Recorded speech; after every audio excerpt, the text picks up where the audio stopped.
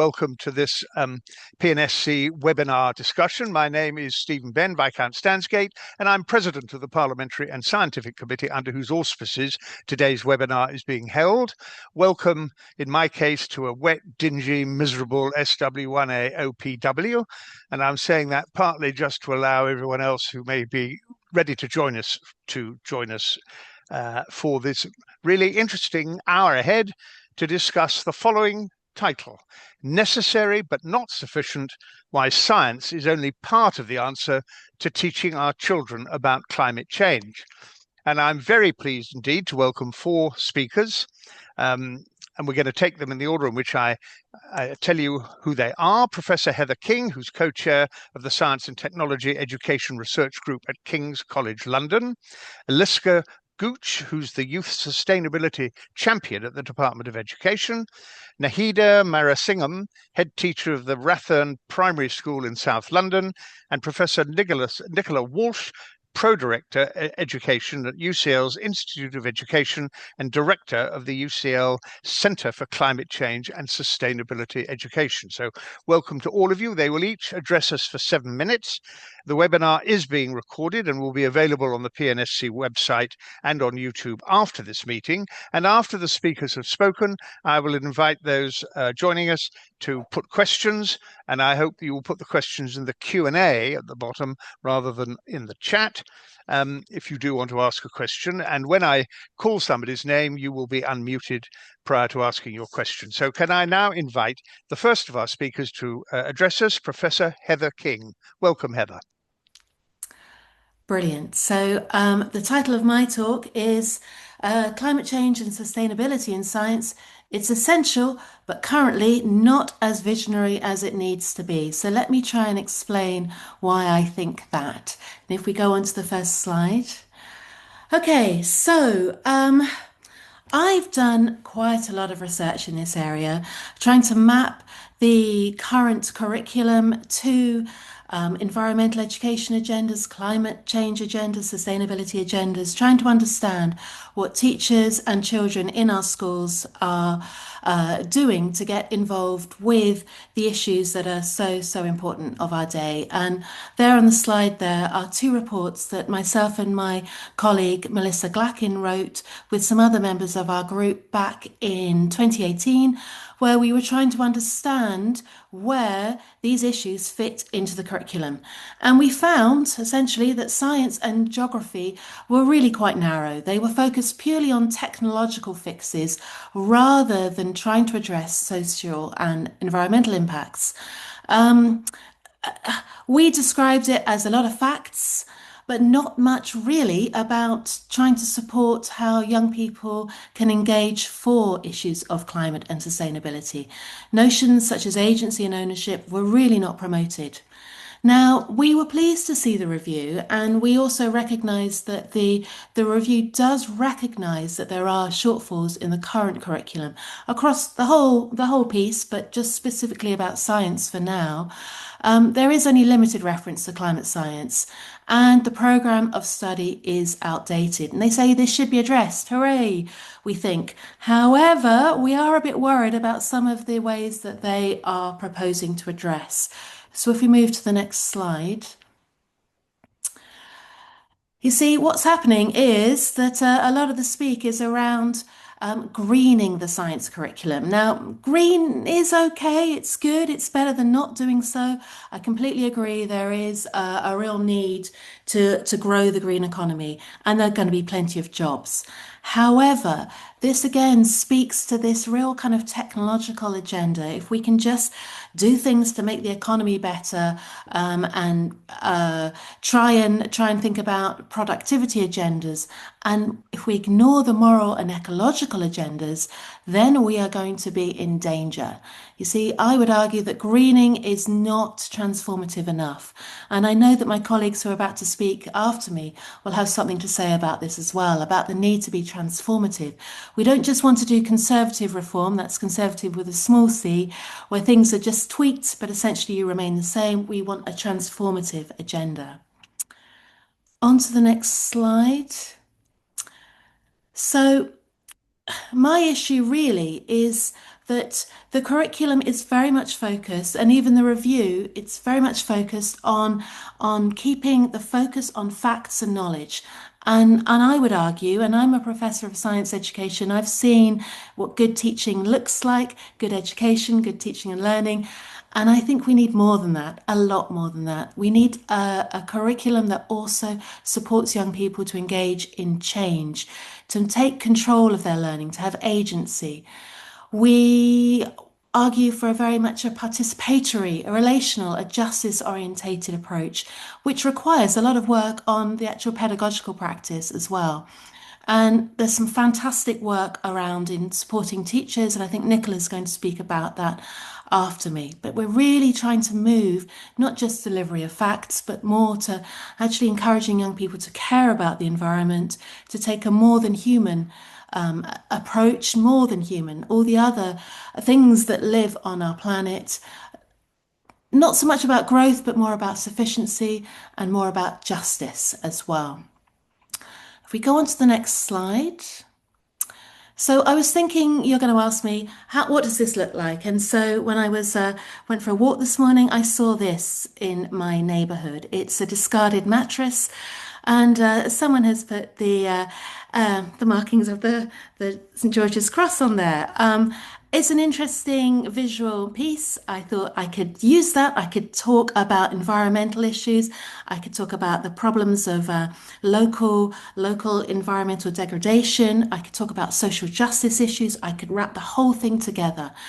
And this is what I mean about needing to do a much more sort of social and environmental justice approach to engaging with science, considering local issues, talking about social impacts, but also building capacities to take action.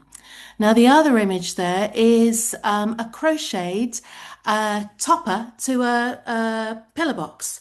And it's just an opportunity to engage in some sort of, communication locally, whereby you can take an agenda. Here it's about waste within our rivers or in our oceans, and just make that message, okay? And I know that's not necessarily going to change the world, but it's out there and it's something that young people can do. And I like this quote from a science teacher that we collected back when we did the mapping research. I think giving the alternatives, teaching students about the alternatives, instead of saying, oh, this is bad, don't do that. Instead, we need to give them something to look at. And I say, I want to do this instead. So trying to do, discussing local issues, but also giving the agency to young people and allowing them a chance to express themselves, maybe protest, maybe change the message, change the narrative. And the next slide. So I'm a professor of science education, but actually I teach across STEM, and I'm really pleased that the curriculum review, did actually acknowledge that there is a need to support climate change and sustainability in design and technology and geography. So I would call those both STEM subjects. But I would like to see it integrated across the whole curriculum. And within that, I'd like to see the curriculum being supported, so teachers being supported. Perhaps if we could mandate this in some way officially, that would be wonderful. Now, there are ways you could do that, maybe through Ofsted reports. I know others are trying to mandate it, perhaps not officially, but by supporting teacher education and professional development. The other way is to encourage the examination boards to develop and promote assessment processes that are much more genuine about supporting the values of climate change and sustainability education. The report said that the examination boards were okay.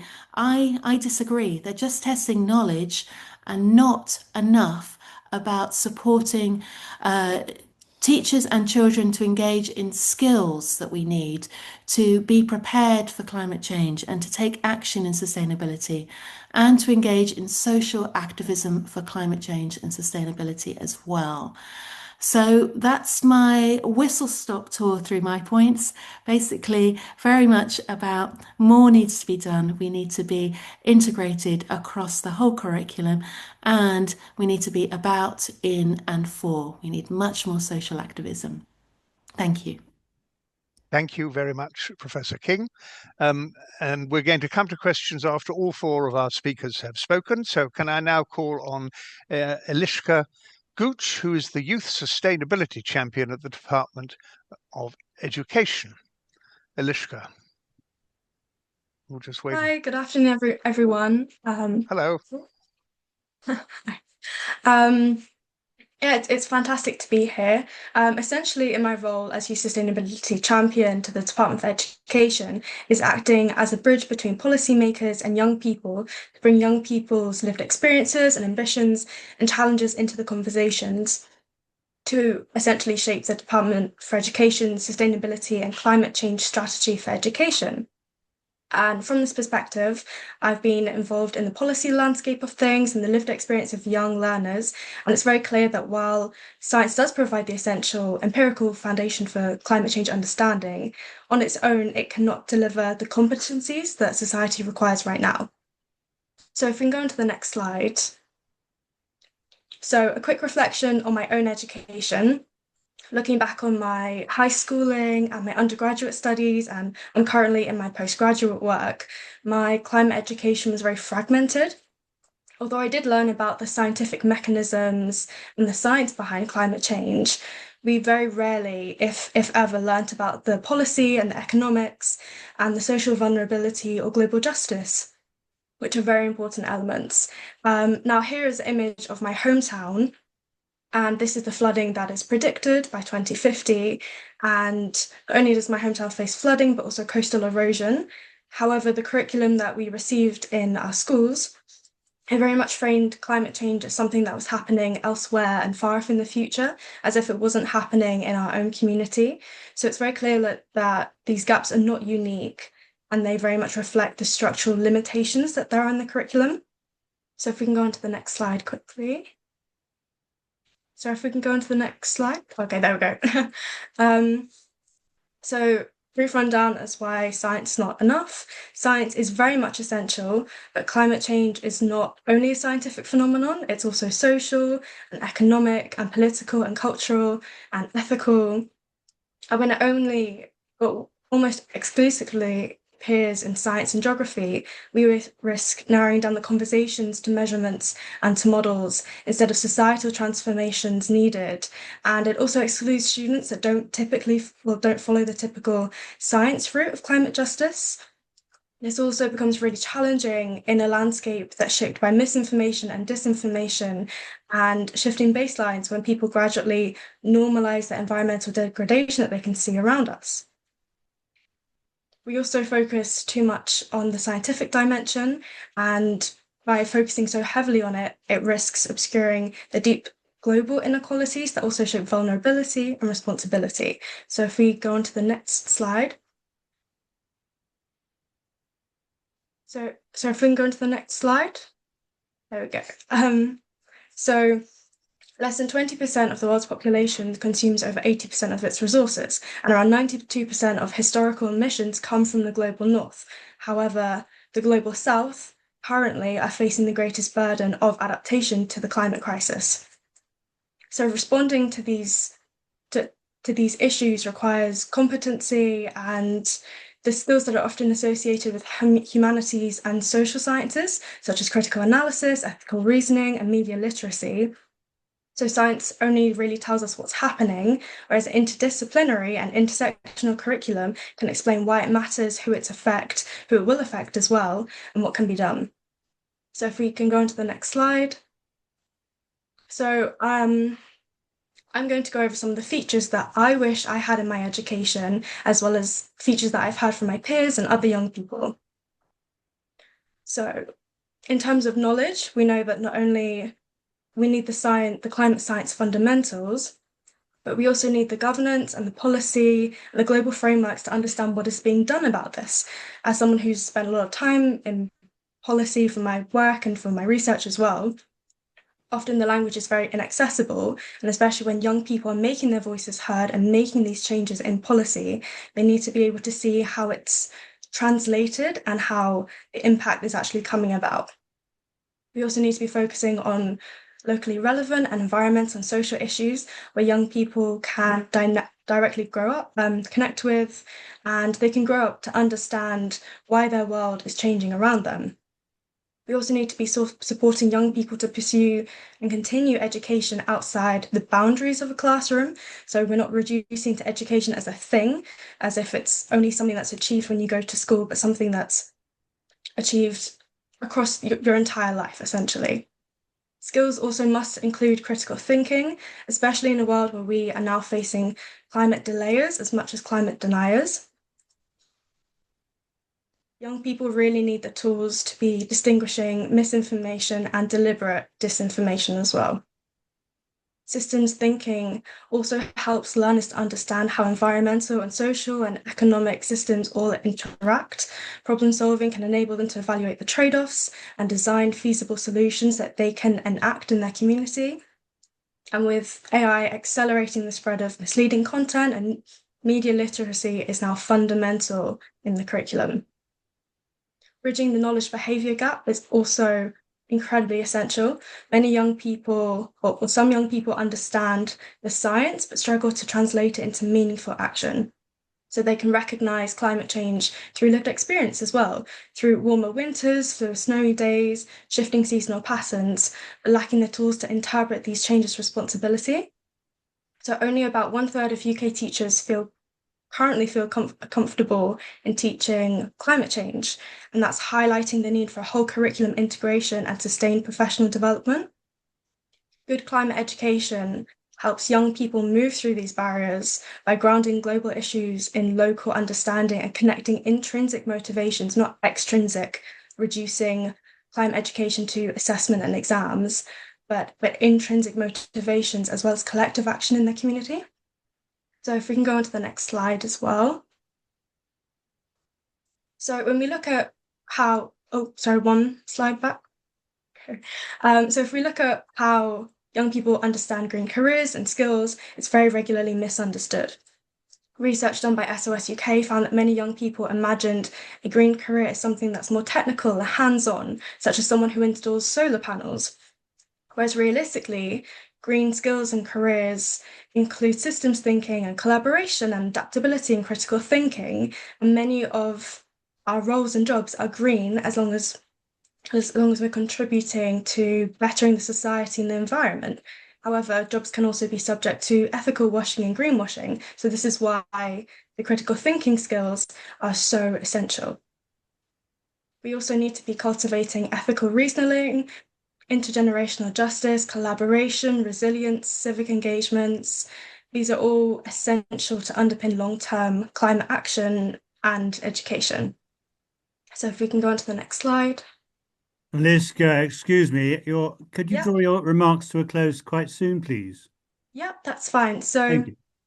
essentially, these are the three pillars of that underpin sustainability and a just transition as well. And essentially, we need to be looking for intersectional and interdisciplinary education so that people can work towards a more just and sustainable future, no matter what area or subject they're in. Thank you. Thank you very much, Alishka. And we now move on to Nahida Marasingham, who is the head teacher of Rathen Primary School in South London. Welcome to you, Nahida. And we understand that in fact you have to leave us by 5:45, but in the meantime, you're very welcome, and we're delighted to hear from you. Okay, so I'll try and do this in 7 minutes. So yes, I'm the head teacher of a primary school. So we have children from the ages of 3 to 11. And I want to speak briefly about why climate and sustainability education cannot and mustn't be an add-on. At Rathen, we are trying to sustain commitment across the staff, pupils and community. And therefore, to do this, it has to be a fundamental part of our vision and purpose for education. Can we move on, please? And then on again. So as I said, it's central to our purpose. It's a fundamental part of our identity as a school. And we believe deeply it is, critical to our moral responsibility for our children. We are preparing children for tests. They need to be literate and numerate. to survive in life, but they also need to be prepared to be citizens who care about justice, interconnection, and care about the planet that they live on. We're building a community where children know that their voice matters. So lots of what Professor King said and Elishka said is what we're trying to do here. Their actions, their voice, and their futures matter. And together we're shaping responsible, hopeful, highly literate, and critical citizens who can, and I'll share with you, are making a difference. Next slide, please. Science is very important in this. For us, it's about helping children understand the balance of nature, ecosystems, biodiversity. We're an urban school. We're set in a concrete jungle, quite frankly. So developing their love of nature is an important part of our approach. Their understanding of ecosystems, biodiversity, renewable energy, and climate systems, and crucially, our dependency on the Earth's resources, which are not equitably used.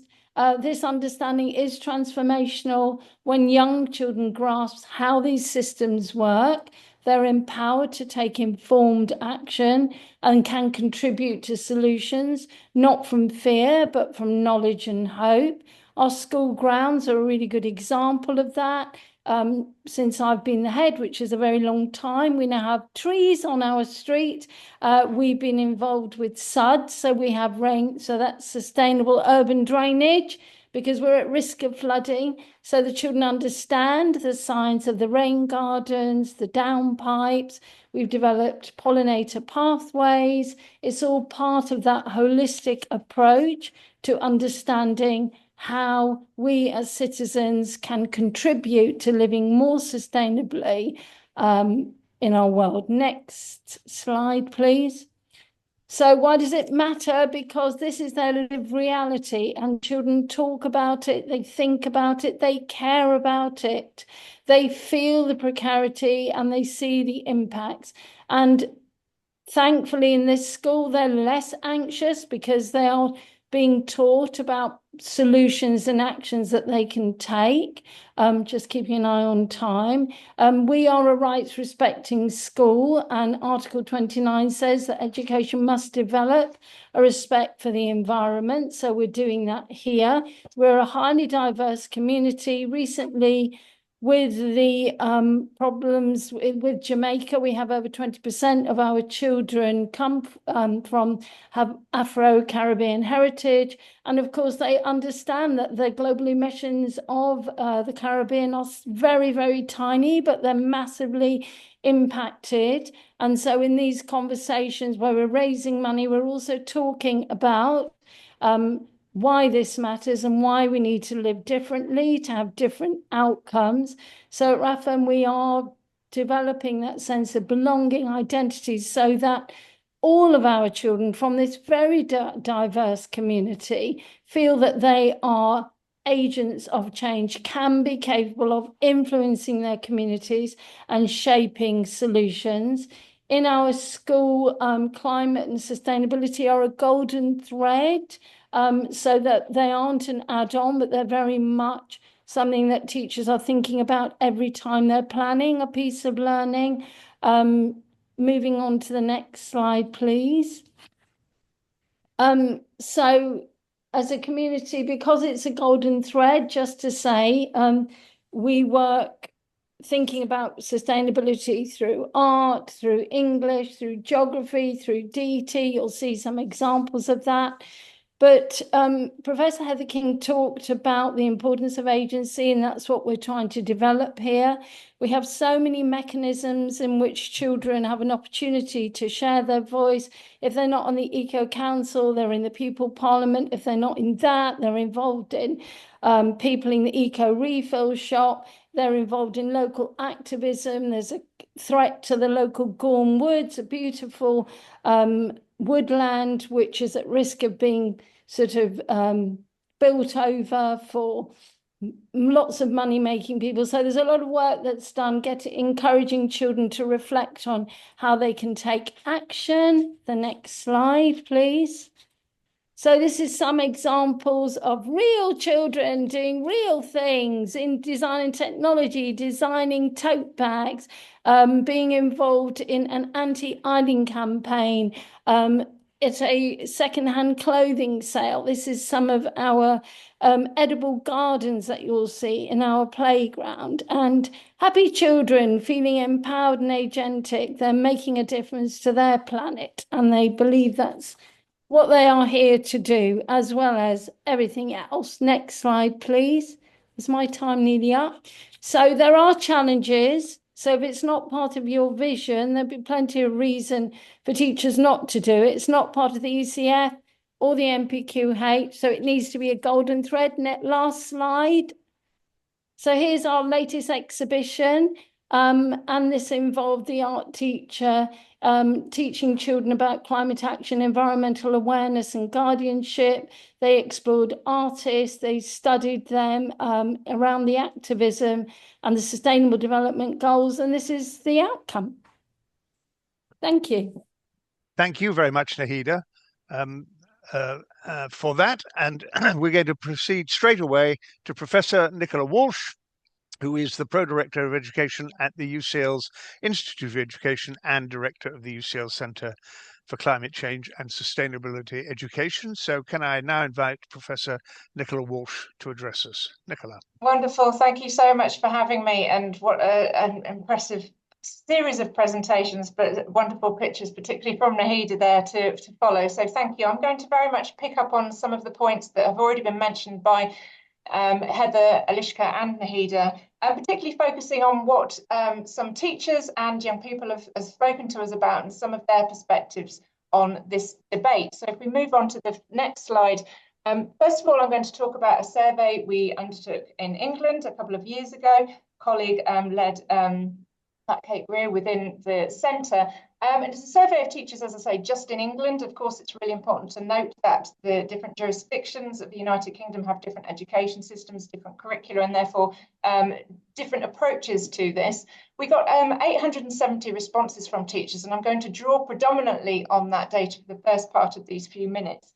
But if you just click through onto the next point, you can also see that we've also done similar surveys in example there in Egypt in the middle, on the right-hand side in Brazil, and we've just finished a similar survey in Scotland as well. And actually, many of the findings are very similar, despite the different contexts in terms of what the teachers are telling us about their needs and how they need supporting. So I thought that was important to note, because while we're focusing very much on England, actually we have a lot to learn from international context, but also we can potentially, if we are innovative in this way and move forward and progressive, we can also support and be world leading in terms of aspirations that I know that we're already talking about. So if we click onto the next slide, I want to talk to you a little bit about the barriers and enablers of what teachers are telling us about what is helping them, supporting them to teach about climate change and sustainability education, what is preventing them. So on the left there, you can see the barriers, and on the right there, you can see the enablers. And that little diagram in the middle is very much thinking about from the different scales. And when teachers talk to us about what is enabling or what is a barrier, they talk about things at a very micro scale or a nano scale, so sort of a one person themselves, all the way up to the macro scale, the curriculum, government policy. And it's important for us as sort of educators, but also teacher educators and policymakers to think about how we can support teachers and schools at all of those different levels. So if we do barriers first on the left-hand side there, you can see that at the smaller scale at the bottom is teacher confidence, then limited access to professional development, exam board specifications, things that Heather talked about earlier, curriculum constraints as well.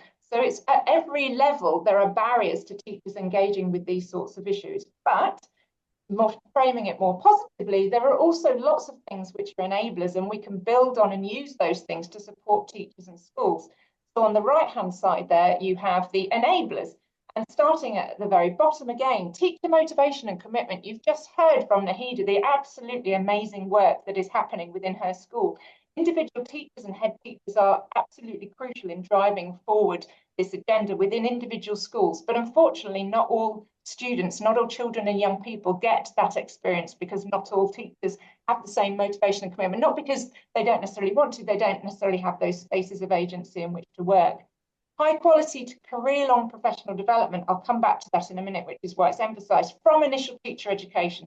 We need to be supporting our teachers right the way beginning of their teacher education through the up until heads and senior leaders as well. School leadership, which creates spaces of agency for teachers, communities of practice, so subject associations, and education policy, particularly national curriculum, which, as I say, Heather's already spoken about. So if we go to the next slide, I just want to give you some figures here from our teacher survey. And you can see there, the right-hand side is teachers answering yes, the left-hand side, the sort of slightly lighter grey, no. So my initial teacher education course included a specific focus on teaching about climate change and or sustainability.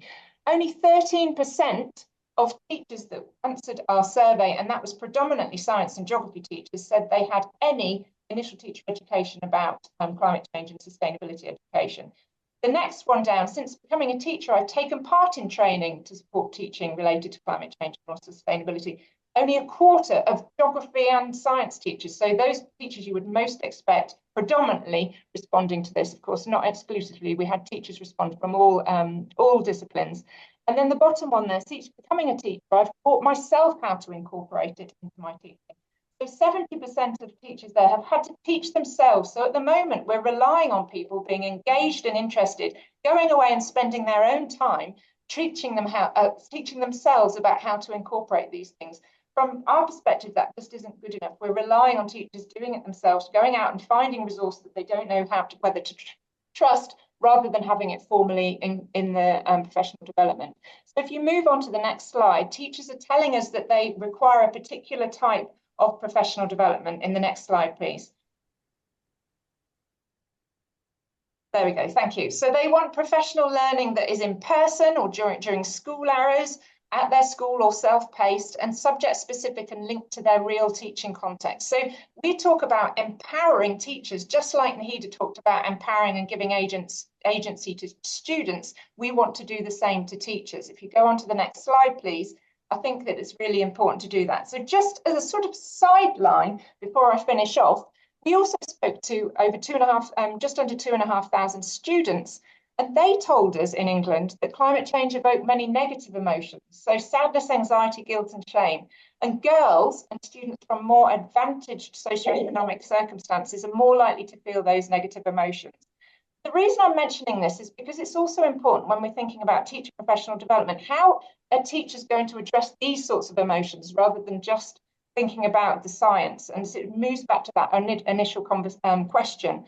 So a curriculum that frames climate change only as a scientific problem risks exacerbating this anxiety by failing to provide hope and agency and pathways to action that Heather's spoken about, that Alishka's spoken about, and Nahida's spoken about. Students want a more comprehensive and engaging climate education, including practical solutions and opportunities for participation. And the last slide, just before I finish off, if you go to the next one, while science education is essential for understanding the mechanisms of climate change, well-being, resilience and agency require contributions from across the curriculum, and this holistic approach can help mitigate anxiety and foster empowerment. So science is important, but to have that more holistic approach, it needs to be addressed across the curriculum, and we need to support teachers with proper professional development from initial teacher education all the way through the life cycle. And our Teaching for Sustainable Futures programme, which is on our website, does exactly that in a phased and discipline-specific way. I'm happy to talk about that in one of the questions if you would like more information about it. Thank you very much. Thank you very much, Nicola. And now we're going to go to the questions. Can I remind people that if you want to ask a question, please press the Q&A and don't use the chat at the foot of your screen, and we will unmute you in the order in which the questioners have put questions, and some have already come through. And in asking our panel to comment, I hope you will forgive me if I also turn to Nahida sooner rather than later, because we know that she has to leave a little bit early. So can I now invite the first person who's submitted a question, Patrick Gordon, if you could please now tell us where you're from and ask your question. Thank you. Hi, can you hear me? Yes, we can. Perfect. My question was that the Department for Education and the government are very much focused on green jobs, technical jobs, engineering, the people to put your solar panels on, the people to look at wind energy, and not really about how to put sustainability in all jobs. And how can we build this view of sustainability is something that we need to put in all jobs, whatever job you're in, and how can we develop that through the curriculum? Thank you very much. Well, let's go through that in reverse order, if that's all right. Nicola, Nahida, Eliska, and Heather. Nicola. Thank you. Hi, Patrick. Great question and really important question. And I would argue very strongly that if we only teach climate change and sustainability within a science subject, then students are going to think that it is only a scientific problem. But of course, absolutely, as you've alluded to, it isn't. And that by addressing and exploring, the law of environmental law into law or social sciences, or the kind of history of issue, or the economy you've talked about, we need to be addressing this through all of the subjects, because then students see it as a much more holistic issue and see the relevance of it. And in our student survey, I didn't have time to mention it, very few students actually expressed an interest in doing anything to do with climate change in the future, because they think it is just building solar panels. But of course, it absolutely isn't. All jobs are green jobs, or all careers are green careers. And by addressing these sorts of issues across the curriculum, we can start to illustrate and exemplify that and help open students' minds to the possibilities of future employment in these areas. Thank you. Nahida. I don't have all the answers, but it is a brilliant question, and it's one that we've been grappling and continue to grapple with. The way that we work with the sustainability piece is it's a golden thread across our curriculum, so we're continually reflecting, but we think a lot about the Sustainable Development Goals, and I'm just looking at SDG 12. So that's really one that children really connect with, which is responsible consumption and production. So we ask these questions very regularly, because that's a way of children reflecting on their own patterns of consumption and production, and reflecting on how we as a human race live quite unsustainably. So that's, through the way that we would do it here, through our ethos, our values, our assemblies, to ask these questions. But it's work in progress. Thank you very much indeed. Eliska. Yeah, so it's a very fantastic, complicated question. I think since the launch of the curriculum assessment review about 2 weeks ago, I think it's a great opportunity to start expanding the definition of what green jobs and green skills are, because I think they're intertwined with each other. And it's a great job to really embed sustainability practices across all jobs and areas and curricula. And for me personally, even though I followed a very climate justice, environmental science route my entire life, I only really came to learn what a green job was, or a green skill was, when I went to university, and that was about 5 years ago, and I just hadn't heard of the term in my curricula, or when I was teaching myself about climate change. Other than that, so I think we need to be using the term more and kind of expanding what it means. Thank you very much indeed. Heather. Yeah, I agree very much with Nahida's point around trying to support young people to consider what consumption and production actually looks like. On the one hand, green is a great kind of description for what we want our industries to be, but it can be problematic to just, there is this term greenwashing. It does mean we just call it green and therefore it must be good. Whereas in actual fact, I think there is the need to have a very deep societal conversation that is about how much we produce and consume, whether we need to do so, whether the economic answer, I know we need everyone in jobs, but whether the economic answer is to produce more or not. We need to get the economists and business people involved in these discussions. That's a green job right there, just to have these conversations with those key people. Thank you very much indeed. Can we now move on to the next question, which comes from Anthony Kearns? Anthony. Hello, can you hear me? Yeah, we can hear you. Do you want to read my question out, or? Well, I thought you might like to put your question. It is, Right, after of all, course, your yes. question. With regard to climate change issues we've been discussing, it's important, I believe, in my view.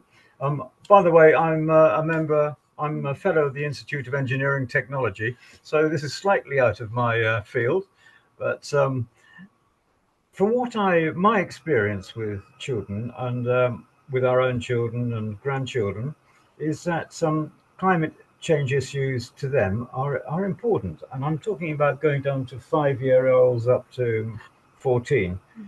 But from what I've seen talking to these young children, we must act cautiously and not alarm or catastrophize, particularly in mind the children's mental well-being. Of course, is very important. And be positive to encourage action for solutions. And I think I'm just covering what the panel has been saying. The other one was I thought of the guiding and scouting movement could also be taught and galvanized into action on these issues. Okay, thank you very much indeed for those. Do you mind if we go to Nahida first, because this may be your last chance to contribute this afternoon? Nahida. Thank you. I absolutely agree. And our whole approach is about agency and action and hope and not fear. But knowledge is power, and the understanding that we have the capacity to make a change and to live differently is very much how we frame it in a primary school.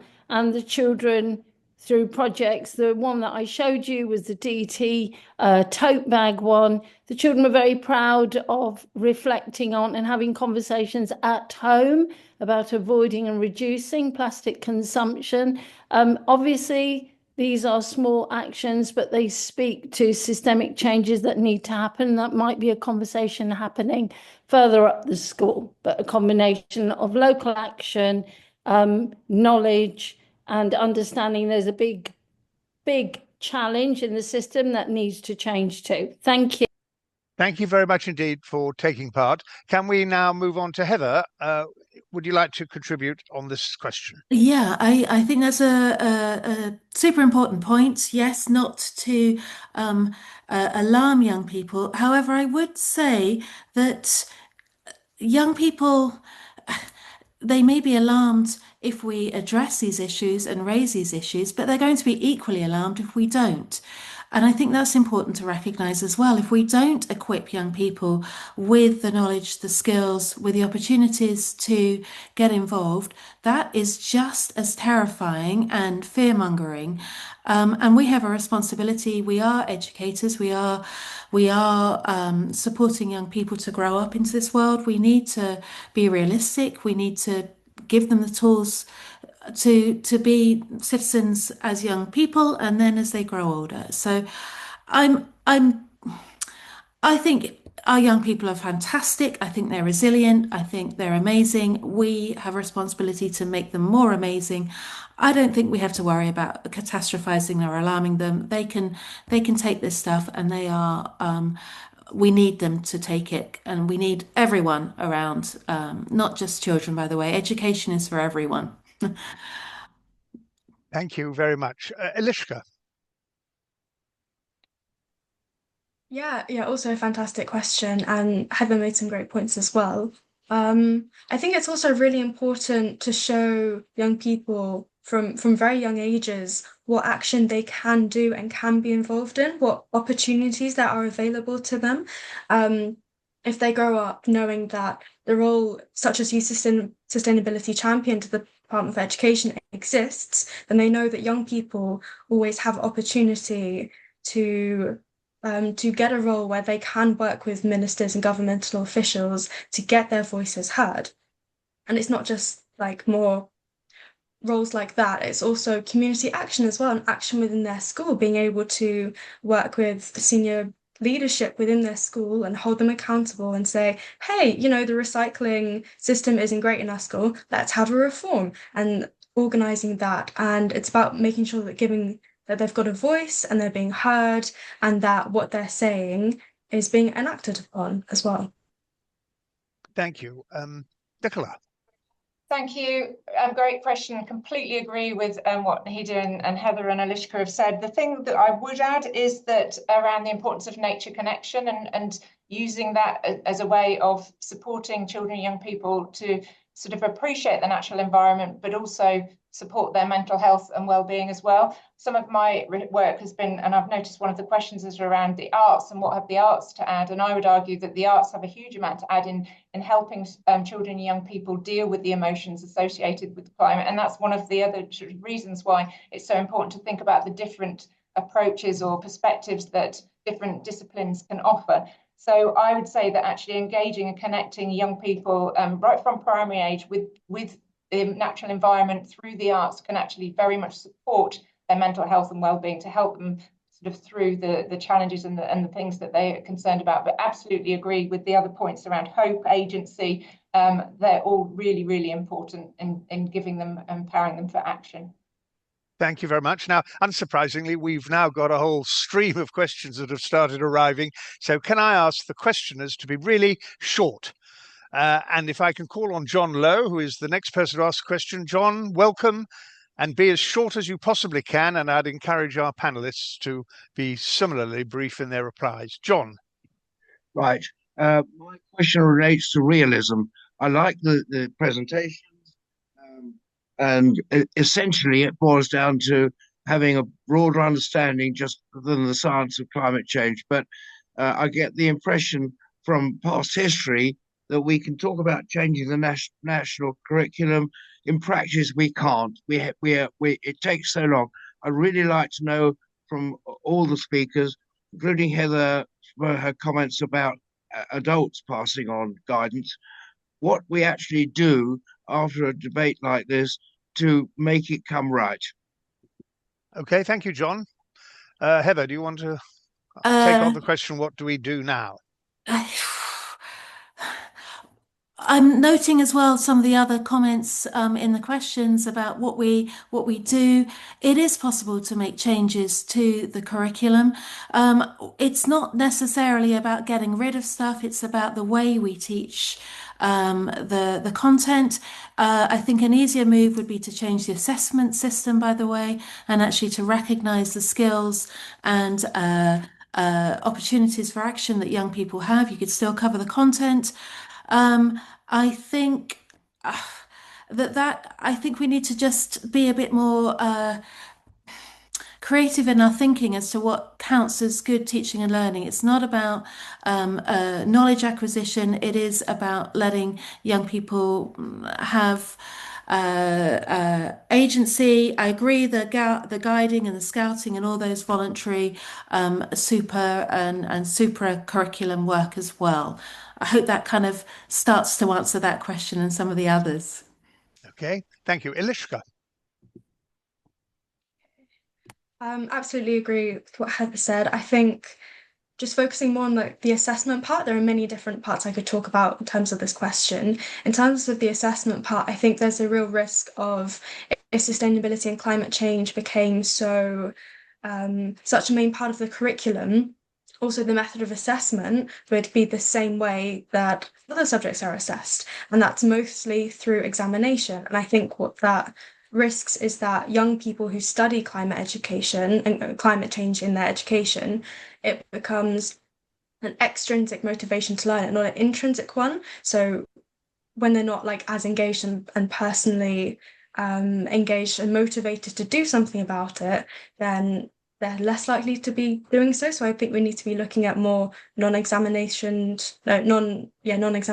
assessments and valuing more community work and actions as part of the curriculum and what you're taught growing up. Thank you very much indeed. Nicola. Yeah, agree with what's already been said. I would add that for me, the key lever is teacher professional development. And in order to give all teachers an entitlement for that, it needs to be embedded within the frameworks that are used without going for initial teacher education and then early teacher education when we have early career teachers. So it needs to be something that they have an entitlement to understand how their discipline interacts with climate change and sustainability education. Teachers tell us that they want to teach about this. They're concerned about how to do it. They don't want to make students anxious. So we need to be able to support them. And we can also support them to use whatever curriculum is there. So Heather's right. It's not just about getting rid of lots of content and adding new stuff. It's looking at existing content through a different lens. But that needs professional development for teachers. Thank you very much indeed. Now we must press on as quickly as we can to get in as many as possible. The next person to have a question is Stephen Turner. Stephen, welcome. You have 2 questions, but you can only ask one of them. So pick whichever one you want and please ask it now. Thank you. I'll ask the second one about could increasing the focus in this area provide a means of encouraging more young people into science in general? There's always a conversation about trying to get people into our sort of disciplines. And I just wondered whether it could have a spin-off benefit. And by the way, the presentations were very interesting. Thank you. They certainly were. Now, Heather. Possibly, very possibly. I'll leave it at that. I'm not sure what the answer is. I'm actually an advocate for all the STEM subjects. I don't only want to champion science necessarily. I think it's equally important that young people are engaged in computing, in geography, in psychology. We need young people with all the skills going, but to have those skills and whatever they're interested in sort of also embedded deeply with an understanding of what it means to be an advocate for more than human, for the planet, for climate change and sustainability. Thank you. Eliska. Yeah, I think similarly to Heather as well. In terms of my personal experience, I very much got focused more in terms of the STEM side of courses, just because I was so interested in climate change and geography. However, later in life, I kind of came to understand the more social justice elements of climate justice. So I think, similarly to Heather, we really need interdisciplinary education across the whole curriculum. Thank you. Nicola. One of the really interesting things is that if we sort of be a bit stereotypical, boys tend to be interested in science and STEM, but actually girls tend to be interested in environment and environmental issues, but also more concerned. So that's really interesting in terms of the way that different types of students or different demographic, so whether it's gender, socioeconomic status, etc. And I suppose that's the other thing. I think we need to be careful about saying, this could be a way of getting more girls into science, or it could be a way, we need to think much more carefully about all of the different ways that we can engage all of the different types of students with different demographics. I'm not sure if I'm answering your question, but I say it's perhaps not as straightforward as it might seem. Well, now, thank you for that. We now move on to our next question. Francisco Diego, who's got a very simple question. Please ask it.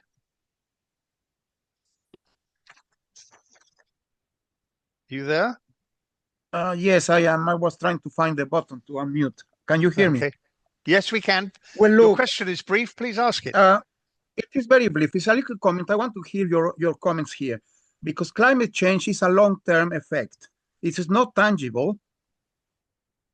Whether it's hot or cold, I mean, it's very, very debatable. What is undebatable is the destruction of the environment. We can see it right now. We can see the plastification of the ocean, the plastification of the planet, the pollution of everywhere, and the destruction in general, the biodiversity. That is a real tangible thing that we should have the title concentrated on that. Climate change is only a consequence of all this. Thank you. Well, I think he's asking that whether climate change is the wrong title for this problem. Heather. Exactly. Yeah, that's it. Thank you. In this panel, we are referring to climate change and sustainability. I agree that there's a lot of dispute around the precise terms. I agree as well that there is issues with environmental degradation. I don't see these as necessarily discrete or separate subjects. I want to embed the skills of climate change education, which are the skills for a planet that is sustainable, that respects the local environment, that supports the local people, that engages in environmental and social justice. And there's all sorts of ways that can be done. Eliska spoke about the importance of thinking locally locally and educating locally, and that is absolutely key to thinking, begin local, think more global subsequently. So I'm not going to split hairs on the name of the subject, but I think the essence of the subject is key, and I think all the panelists would agree that we've just got to keep doing it, whatever it's going to be called. It's so important. Thank you very much. Alishka. I personally don't have anything else to add to that, as Heather phrased that perfectly, but it's also something that I think is very nuanced and I could also debate for a very long time. So I think it might be a conversation, given our short time limit, for maybe another day, if that's okay with everyone. I think you're quite right about the shortness of the time. Nicola. Hopefully, Heather's answer was perfect to this. The only hair I would split was if when people talk about the climate issue, I would say that we need to include that change in there, because if we start talking about climate and not the climate change, then we're sort of ignoring the big sort of elephant in the room. But absolutely agree with Heather in terms of everything else. The sustainability comes in hand with climate change, nature, environmental crises. Thank you very much indeed. Now let's keep going as best we can. Tony Mann has a question. Tony, if you're there, please ask it. It's a side issue. I suggest we miss it for lack of time. Well, that's very good of you. Not always are people so helpful. We'll now move on. I hope to get two more questions. The first one is from Eric Albone. Eric, can you put your question? It's also very brief.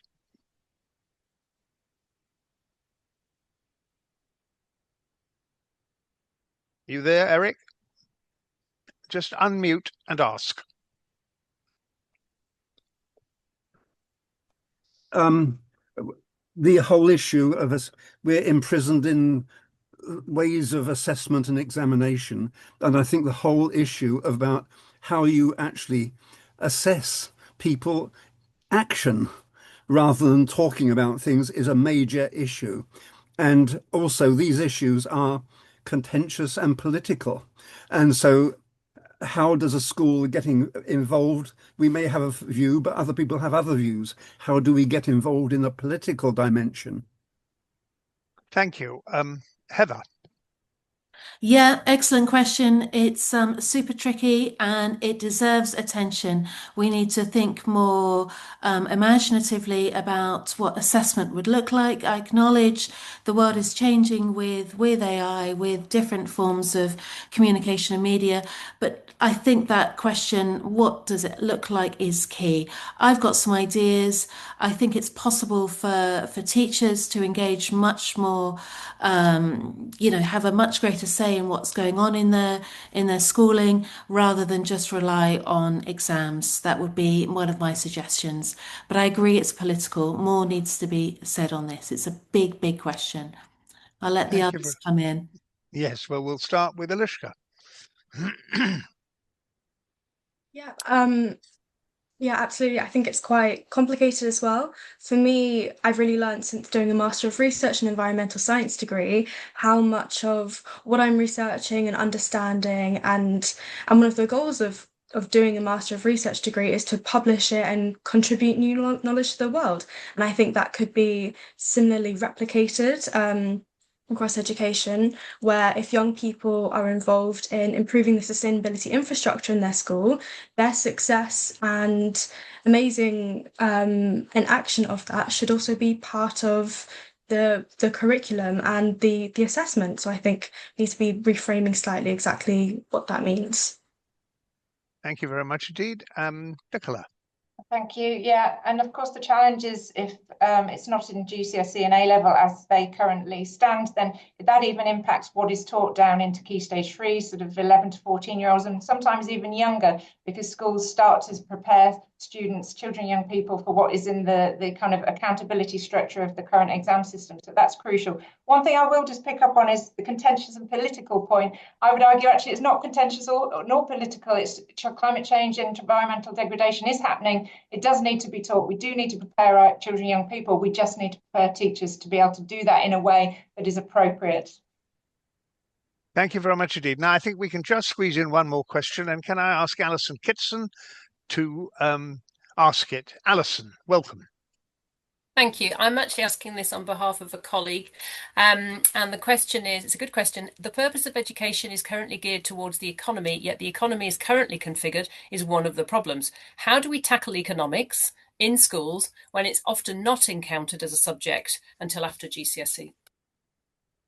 Well, that's a good question to ask on a day when we've had the budget last week and most of the news bulletins today are full of nothing but post-budget discussion. Heather. That is a tricky question to end on. Yeah, I mean, maybe it's the $1 million question, and no pun intended. We do need to work this through. We do need to shift ourselves out of essentially what is a neoliberal kind of education system, very much about getting kids through. We narrow them down. We get the best. We box tick. We're very competitive, and actually, maybe that is what's wrong with society and where we've got to where we are today with our overproduction, overconsumption, and all the human caused climate change. So yeah, it's a big issue. We need to get away from this very competitive structure in schooling. We can teach economics as a subject, but maybe if we change the economic model of schooling, it wasn't so competitive, it was more collaborative, it was more about community engagement. Rather than individuals passing a test, it was about working in your community that counts. We change what counts. Think about it. All the terms we have counts. What counts? It's a kind of economic term. We need to be radical here. Yeah, I think we need another seminar to discuss that one, but I'll pass over for now. No, you took away my closing remark. Eliska. I think if we start by looking within the economics and business curricula, we can't be teaching business as usual within the curricula and expect a change in the environment. One of my points from my section of the panel was looking at the 3 pillars of sustainability. One of those is economics, and through having an interdisciplinary intersectional curriculum, the pillars should be taught across the board, across subjects where it's relevant, and then by including those pillars in the education, then we can be teaching young people about the economic side of climate change, and then through that it's industry changes and changes in the market, and it's all going to be relevant and intertwined, and young people can grow up understanding that. Thank you very much indeed. And Nicola. Thank you. Sort of 2 quick responses. First of all, within the curriculum, I would argue, I'm originally a geography teacher many years ago, that actually elements of sort of economics things could be taught through other subjects. So geography would be a good example. Citizenship is another one. So we're not only relying on economics, we can sort of pepper that through, and Alishka's mentioned interdisciplinarity. And the other thing is about teaching children and young people about economic models through practice, so getting them to do things within the school which is more extracurricular, like setting up fairs. Nahida talked about selling secondhand clothes. There are different ways of getting children and young people to live different approaches as well as to learn about them through the school. Well, now look, I'm afraid it's my job to bring the proceedings to a close. We've slightly overrun, but I hope we've kept everybody fully attuned to the really interesting discussion we've had. And we already know that we've at the very end led on to an entirely new webinar that we could have in the future related to the economy. Now, the last question was in fact asked by Alison Kitson on behalf of a colleague, but may I in turn thank Alison herself for all the work she has done to make it possible to facilitate this discussion.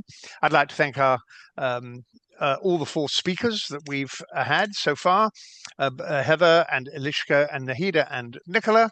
And also, can I take the opportunity to thank the PNSC team for making it possible, which means our program manager, Karen Smith, our chief executive, Lee Jeffs, our webinar I don't know how you describe yourself, Ben, but our Master of Ceremonies, Kinga Panzak, and Sue Wharton, who will be writing up a report for this, and will be published in on our website and Science in Parliament. And if this webinar has interested anybody in the work of the Parliamentary and Scientific Committee, then I'm delighted to tell you that we will be holding our next meeting in person next month. Well, it is next month now, Tuesday the 20th of January, in cooperation with Newcastle University and Newcastle upon Tyne Hospitals NHS Foundation Trust.